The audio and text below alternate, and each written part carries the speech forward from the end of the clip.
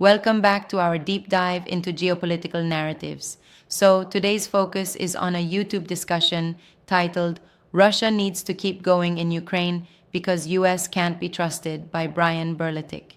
It's a pretty intense take on US reliability and the ongoing conflict, and how this dynamic shapes strategic decisions. I'm intrigued by that headline. It really grabs your attention. Can you break down the core argument that's being made? Sure, basically, the argument is that Russia must maintain its momentum in Ukraine because if they slow down or pause, the US, and by extension its European allies, might regroup and possibly alter the Yeah, balance. There's a strong emphasis on distrust towards the US, suggesting that America's military prowess and strategic unpredictability make it an unreliable partner for those caught in the conflict. wow, that's a pretty controversial stance. So, they're saying Russia should essentially keep pressing forward irrespective of the human and strategic costs? Exactly. And it's interesting because the narrative draws on statements from figures like Trump, who argued that Europe would eventually have to shoulder more of the military burden, like ground troops, while the US might limit its role to air support.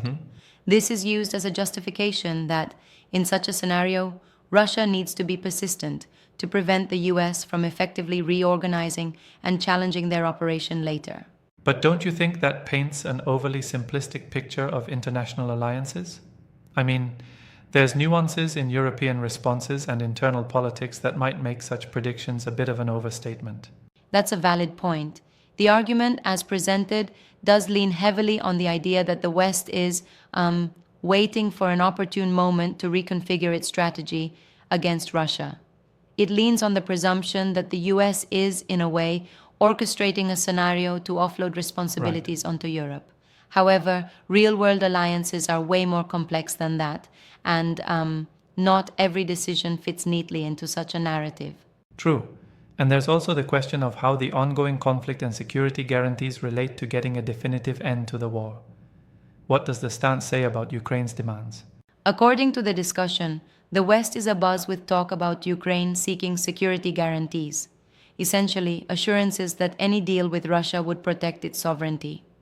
But then, figures like Trump pointed to an imbalance that while Ukraine might be asking for these guarantees, Europe would have to shoulder most of the burden while the US might stick to its air power advantages.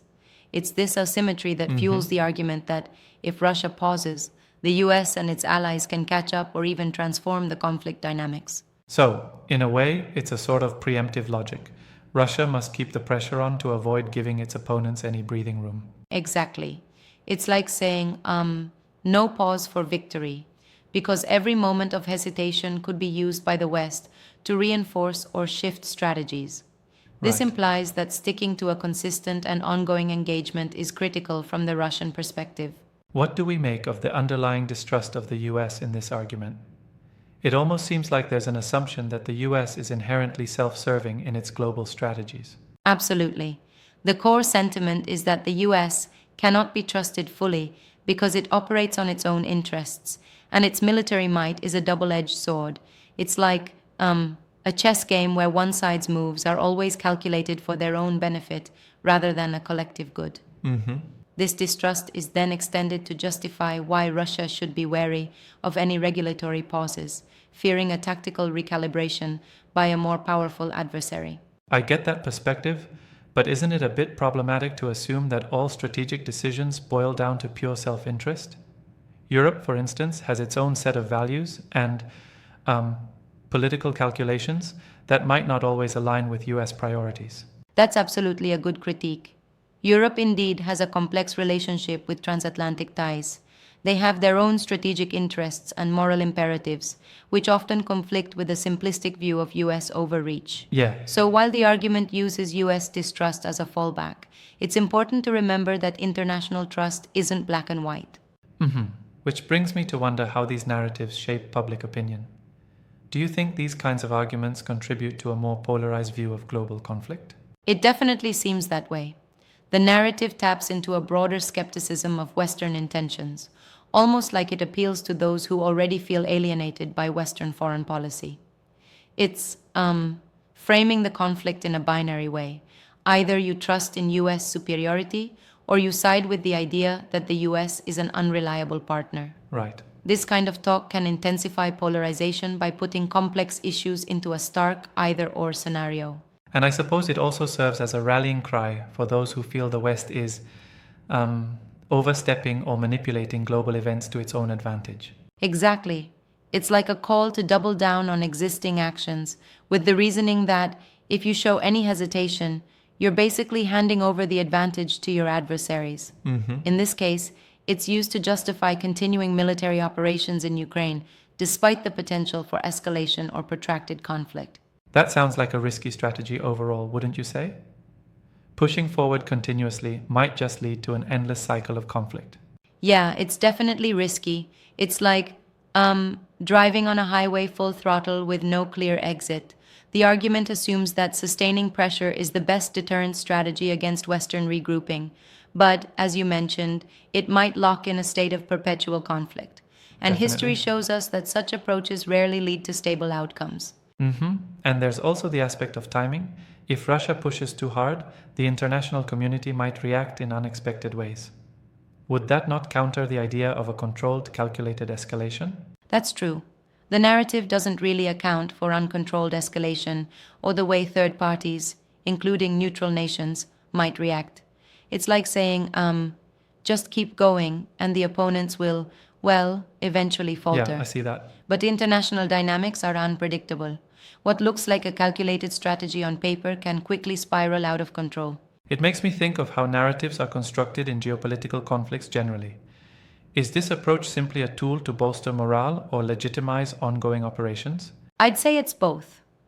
There's an element of internal justification, keeping the public and military convinced that there is a clear threat and therefore no pause is acceptable, paired with an external narrative aimed at undermining support for Western strategies. It's a kind of narrative warfare alongside the physical conflict. And in terms of public discourse, such narratives can fuel intense debates about national sovereignty and international trust, right? Yes, absolutely. It stokes a narrative of us versus them. There's trust for one's own side and deep-seated suspicion of the others, particularly the US in this case. And that Right. polarization can make diplomatic resolutions even more challenging, as both sides become entrenched in their perceptions. That makes the entire conversation not just about military strategy, but also about how geopolitical narratives are engineered. Exactly, it's almost like a parallel conflict, a battle of ideas and perceptions. And this video by Brian Berletic really taps into that by using provocative claims and, framing the conflict in stark terms. It amplifies the sentiment that the US is unreliable, which can have far-reaching implications on how audiences perceive the legitimacy of Western alliances. There's also a fascinating element in how social media and platforms can amplify these kinds of messages. With millions of views and rapid sharing, such narratives might shape broader public opinion quickly. Absolutely. And given that the video was produced using tools like StreamYard and shared widely, it shows just how modern media tools can help propagate these viewpoints. Yeah, It's a modern battlefield for ideas, where every like, share, or comment can amplify a message that further polarizes public opinion. but here's a thought. If these narratives are driven by entrenched biases, isn't there a risk of distorting the actual complexities of the conflict? Definitely, and that's a key point.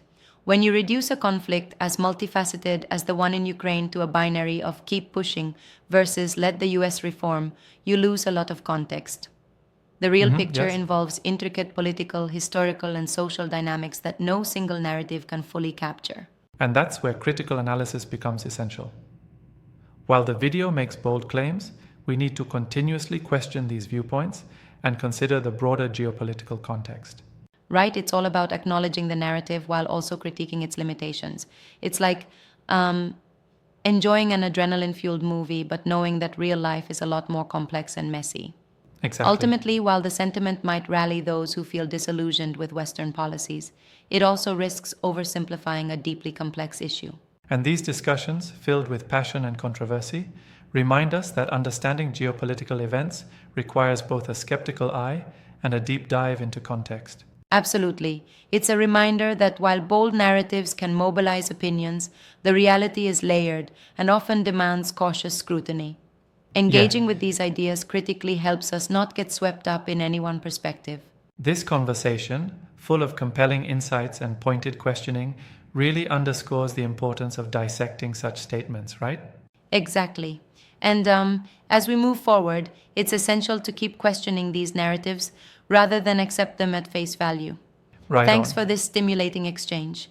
It's been great to unpack these ideas together. Absolutely. It's been an enlightening discussion that truly captures the complexity behind these geopolitical arguments.